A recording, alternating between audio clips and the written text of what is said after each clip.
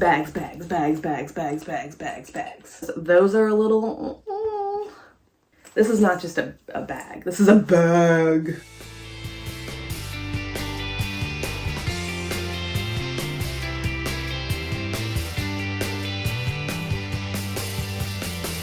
Hey there, welcome back to my channel, or welcome to my channel if it's your first time here. My name is Erin, this is Erin Sews, and this episode is a hashtag Friday Sews where we review what we've done in the last week, what our plans are, and a little bit about life. This week's Friday Sews is all about bags, bags, bags, bags, bags, bags, bags, bags, bags, because I made 3 of them. I'm also going to be announcing the winner of my 1,000 subscriber celebration giveaway, so stay tuned for that. I will probably just go ahead and insert the footage here now instead of waiting till the end. I had my assistant pull the name. She can't read, so that felt like the most fair way to do it. I have some footage. I don't know how much of it I'll include depending on how much of her face ended up in it, but the winner was... Brady, can you take a break from vacuuming and do me a favor?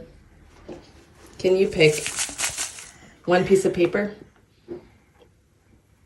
Just one. Can I have it? I have a lot of people entered.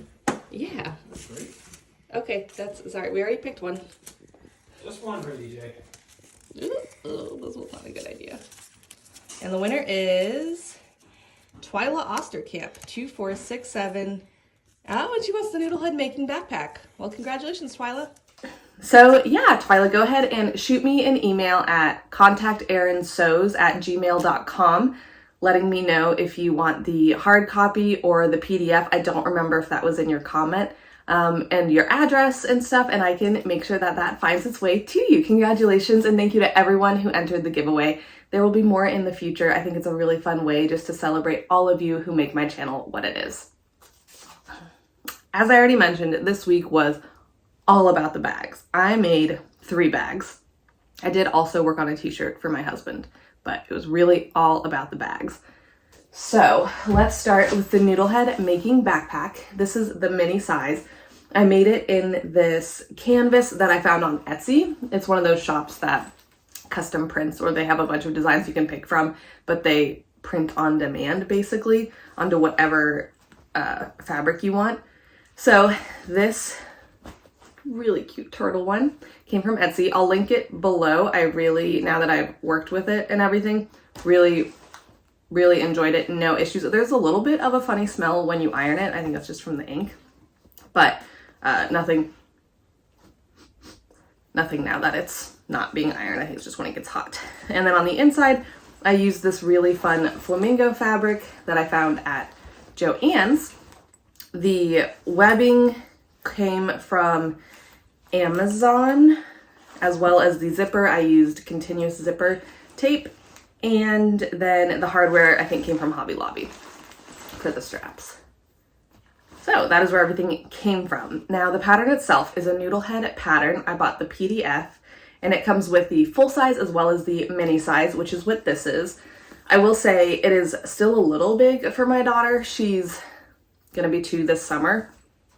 She's very average sized according to all the growth charts, but it is still a little big for her, which makes sense. It's about the whole size of her torso. She does love it. She absolutely loves it. She's really into the turtles. I think she likes her mini size tote bag better because it does fit her size better, but she'll grow into this.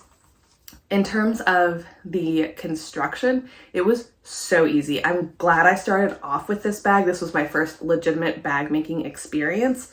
The instructions were so clear. There is a full sew along from, I think her name is Jess at Okla Roots. She does a ton of bag making, and she does very, very thorough sew alongs and reviews and things like that.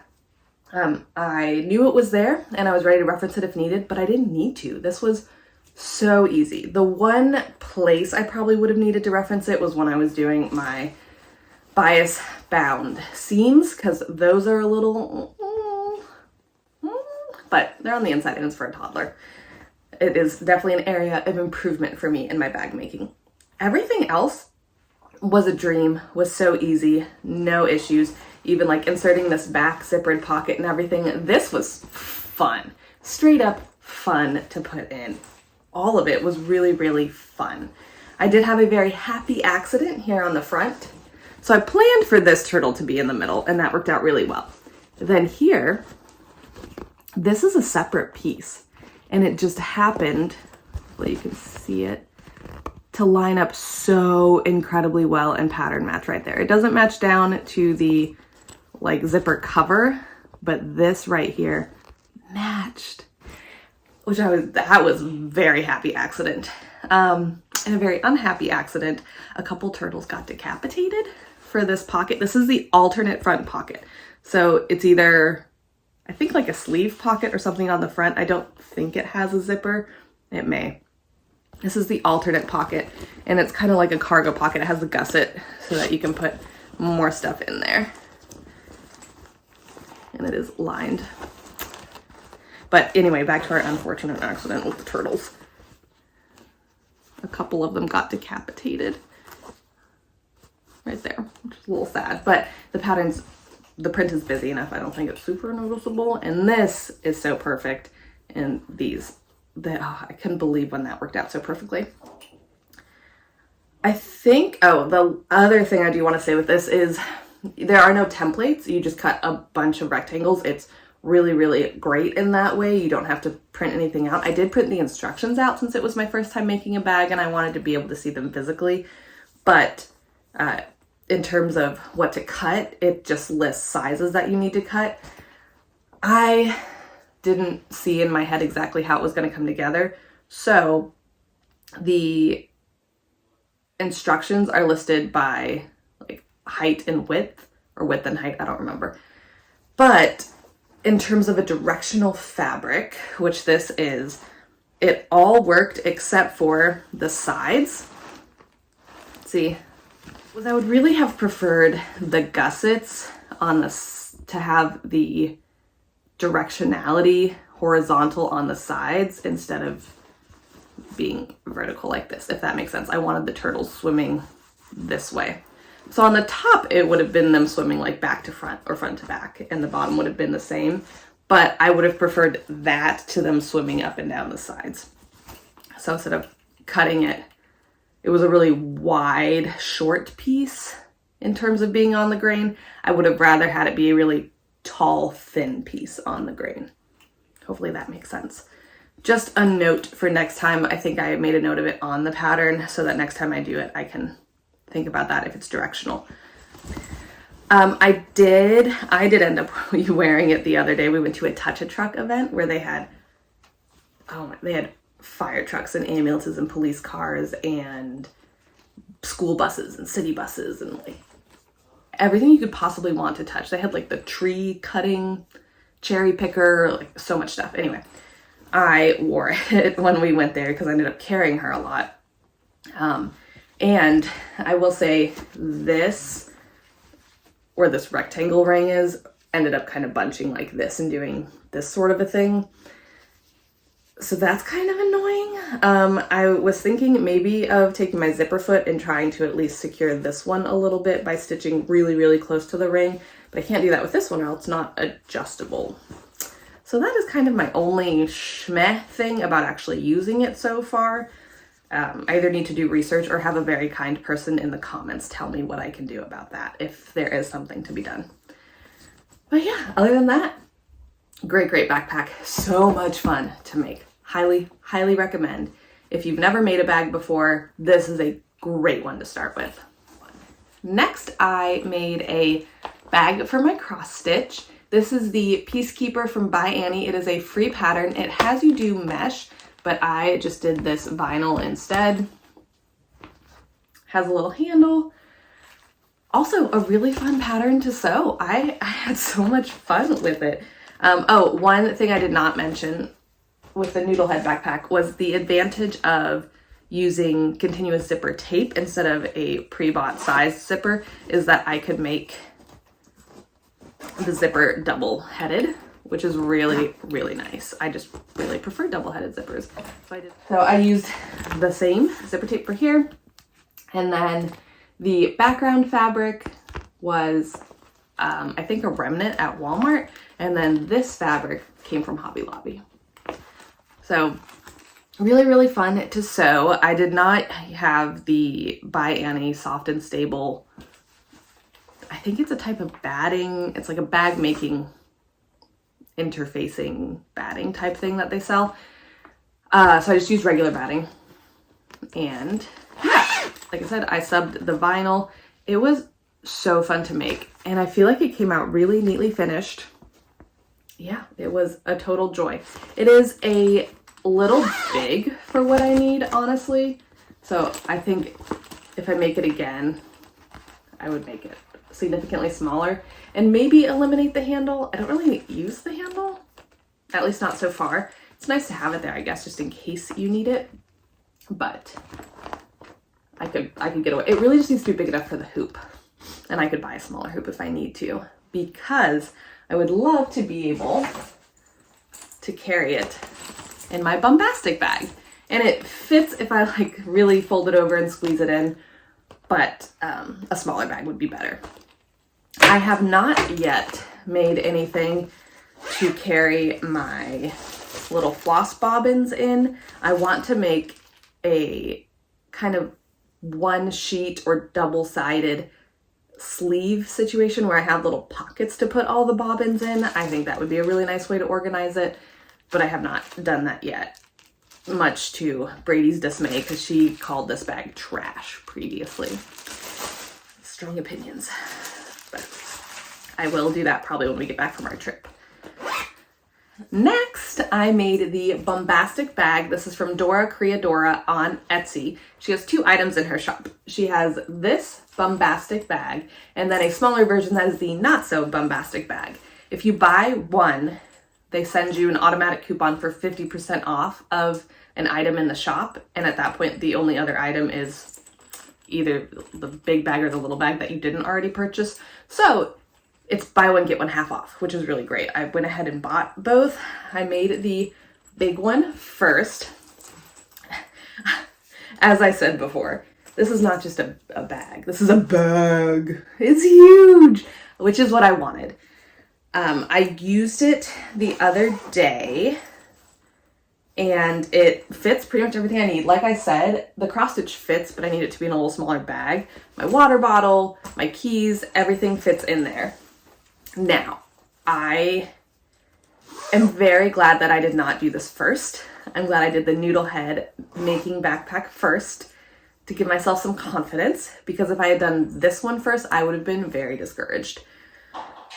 I mean, first of all, it has a lot of curved edges, which is one of the advantages of the making backpack, is that nothing's curved, it's all straight, which is nice.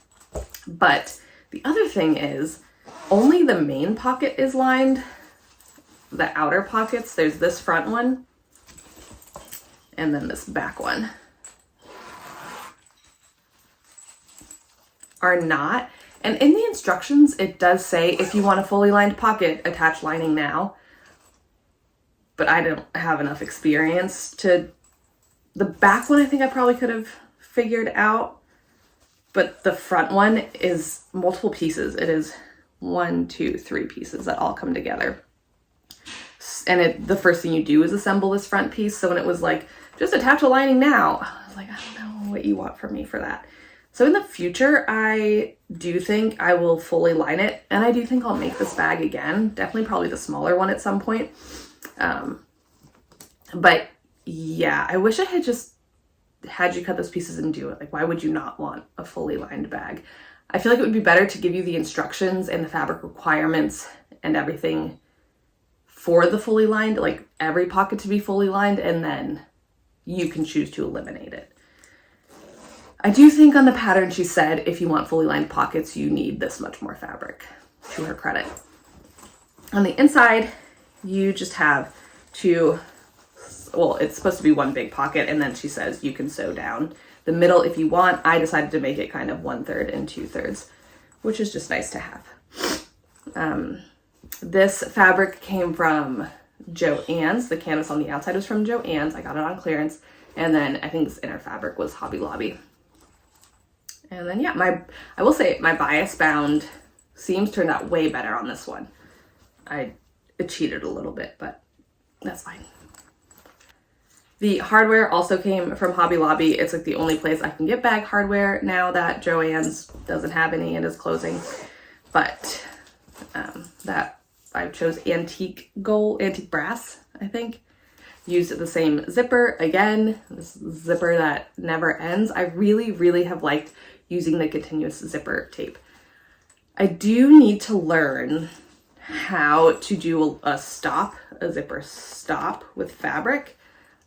As I was researching how to use the zipper tape and everything, that popped up and I just kind of scoffed it and was like, oh, I'll come back to it, and then I forgot to. So I need to learn how to do a little zipper stop there. One thing that I really struggled with was the seam allowance. So it's a 3/8 seam allowance pretty much everywhere. But when putting the zipper tape in, that would basically make it an invisible zipper, which is fine if that's what she wants. I really wanted the pink to show.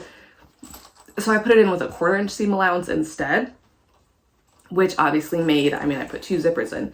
So it made this front panel taller than it was supposed to be, which made it really difficult to line up when I was sewing the panels together, which is kind of my own fault, but also that 3/8 inch seam allowance would have been really, really hard to work for the zipper and for a bag. I don't want to have the fabric really, really close to the zipper teeth to where it can get snagged a lot and stuff. I want it to be easy to open and close. I don't care if the zipper shows. So that was just kind of a note on the seam allowance, and that was really difficult. I do like the result. I will make it again. I am glad I don't have to wear it physically on my body because it would not fit. Because I did some fudging and making things work quite a bit. But overall, I do really, really like the bag. Since I mentioned it when I was talking about my Piecekeeper, I'll do a quick update on my cross stitch because I haven't in a couple of weeks.